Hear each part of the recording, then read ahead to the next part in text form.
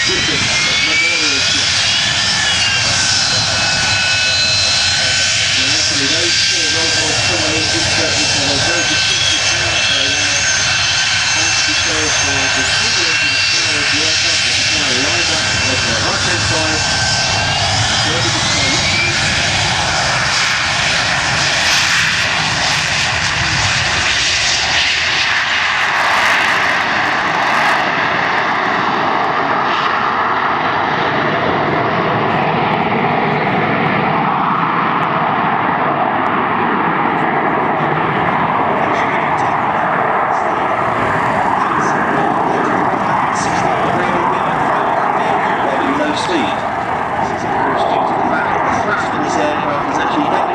Instead of just always coming out the rear of the aircraft, it's actually diverted through four nozzles, which can point anything directly backwards, directly underneath the wings, as we've seen on the What is so fantastic about the Harrier? There's no doubt, we only see